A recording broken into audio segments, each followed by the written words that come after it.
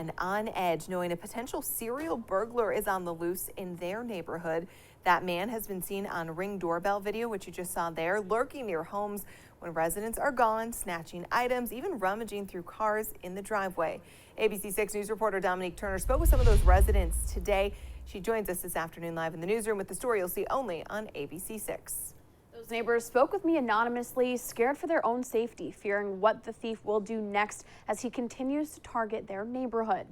The east side of Providence hit with a string of thefts, car break-ins, stolen laptops, alcohol, jewelry, and more. Neighbors rallying together, all noticing a suspicious trend, the same suspect in every video. ABC 6 News speaking with terrified neighbors who wanted to remain anonymous out of fear for their own safety, knowing the thief is still on the loose. A neighbor in the Fox Point section of the city saying the man broke into her home, stealing whatever he could find. I saw this guy just kind of walking around our house. The second I opened the door, I look at the wall and there's no TV. Since it's happened, it's made me feel very paranoid and just kind of out of whack. Not really been able to focus on much or getting like a good night's sleep even. So that's been a bit of a struggle. Now neighbors rallying together, sharing these videos on your screen in hopes someone recognizes this man and turns him into police. They're also urging others to arm themselves, their loved ones, and their homes with surveillance video. Providence police are investigating and no arrests have been made yet. Neighbors are also urging others to install cameras and keep an eye out in their neighborhood. For now, live in the newsroom, I'm Dominique Turner, ABC 6 News. Great advice. Thanks, Dominique. Also in Providence, 2 juveniles crashing a stolen car into a fence. It happened overnight. According to police, that car was stolen from Lake Auto Sales on Social Street. The 2 juveniles drove that stolen car roughly 4 miles, eventually crashing near Public and Milk Streets around 1 o'clock in the morning. A stop sign was also knocked over in that crash. At least one person was taken away in handcuffs. That incident still being investigated. New this afternoon at 4 o'clock, Warwick police will soon be wearing body cameras. It's part of a trial program that begins Tuesday. 16 patrol officers will wear them for 2 months. Now after that program will expand to all frontline patrol officers and field supervisors. The Warwick Police Chief says he believes the program is an important step towards strengthening police and community relationships. Now to an ABC 6 News follow-up. A former Providence Recreation Director will serve 9 years in prison for child molestation.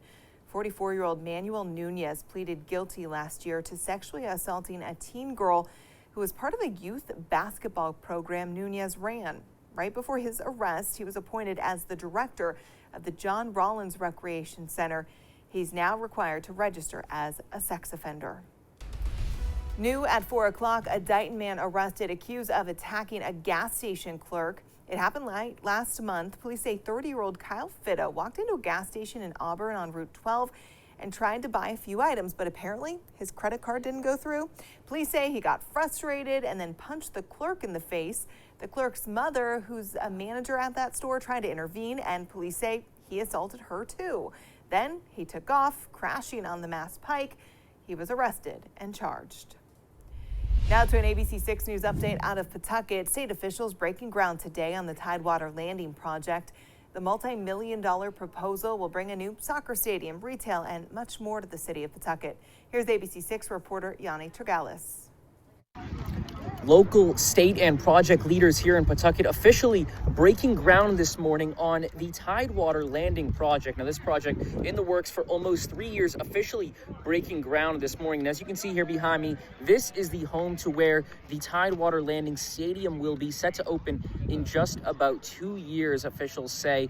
And this project going to have much more than just a soccer stadium. They say will also be home to more than 500 housing units here across the river. There will also be a bridge built across that river to connect people through this area that they say will become a world-class destination, making Pawtucket a place to be. Now, Governor McKee speaking at the event saying that he is not going to leave Pawtucket behind and that the jobs that this project creates will help to turn around an economic downturn here in Rhode Island and continue to put Pawtucket and the rest of the state at the forefront. Now, this project, again, is expected to take more than 2 years to complete. The soccer stadium should be done in about 2024, with officials from the Fortuitous group saying that they will have their opening games for the United Soccer League team that will soon be named to be playing here at this stadium at that point in time. And then the rest of the project with the housing, restaurants, and other retail stores should be complete sometime between 3 and 4 years from now. And it's been a long time coming to get to this point for the Tidewater Landing project. To read more about the history behind the project and really what it's expected to look like when it's all said and done, you can head to our website. That's abc6.com. Now to a focus on your health. With cases of monkeypox on the rise, the virus is a big concern for college students heading back to campus this fall. ABC 6 News reporter Hector Molina has more on how one local college plans to stop an outbreak before it happens.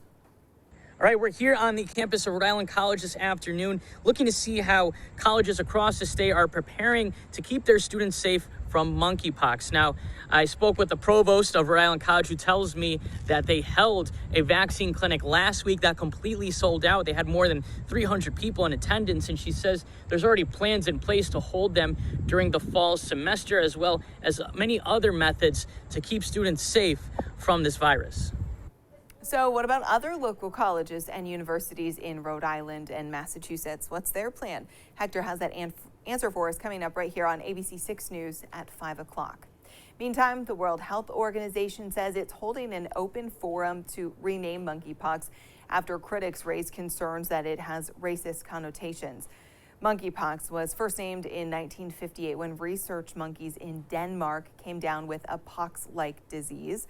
The WHO says it wants the public to suggest new names for it. It's still unclear, though, when and if a new name will be announced.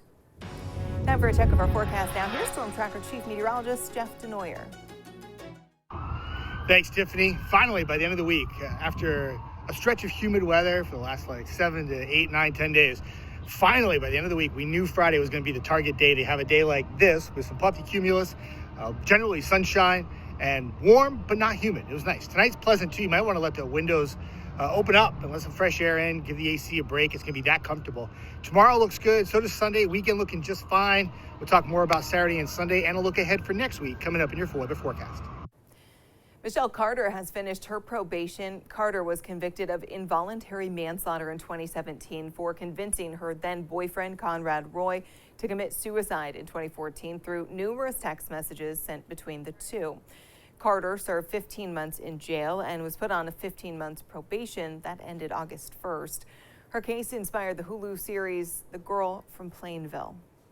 Meanwhile, the family of Conrad Roy putting on a memorial 5K in his honor. This event will be on September 10th at Fort Fenix State Reservation in Fairhaven. The family says the 5K is to raise awareness for Conrad's Law, which would make suicide coercion illegal in Massachusetts. That bill currently sits in the General Assembly. Also in Massachusetts, a Mexican national sentenced to nearly 20 years behind bars for a deadly attack on a fishing boat. Franklin Vasquez admitted to killing one person and injuring 3 others while he was working on a commercial scalloping boat back in 2018. Now, once he served his 19.5 years, he will face a deportation hearing. Now to the FBI raid of Donald Trump's Florida home. The raid now being tied to the former president's alleged mishandling of classified documents. Those documents reportedly related to nuclear weapons and were only supposed to be available to a small group of government officials with the highest security clearances. Attorney General Merrick Garland, who was criticized for maintaining his silence after the raid, now filing a motion for a judge to unseal the FBI's court-authorized search warrant. First, I personally approved the decision to seek a search warrant in this matter. Second, the department does not take such a decision lightly. Overnight, Trump saying he encourages the immediate release of the documents, denying having any classified materials in his possession. Now to an ABC 6 News update from Hollywood. New progress in the Rust movie set shooting investigation. The Santa Fe Sheriff's Office getting forensic reports from the FBI, which include firearms and ballistic analysis. Next, authorities will review Alec Baldwin's phone records. Cinematographer Helena Hutchins was shot and killed on the set of Rust back in October when a firearm held by Baldwin went off as they were rehearsing a scene. Still to come on ABC 6 News First Step for relaxing COVID-19 guidelines, the newest guidance from CDC as kids head back to school. Plus, as Rhode Island continues to deal with the drought, the latest move to conserve water at the beach. And coming up later, the tax holiday headed to southern New England that could save you big when it comes to that back to school shopping. You're watching ABC 6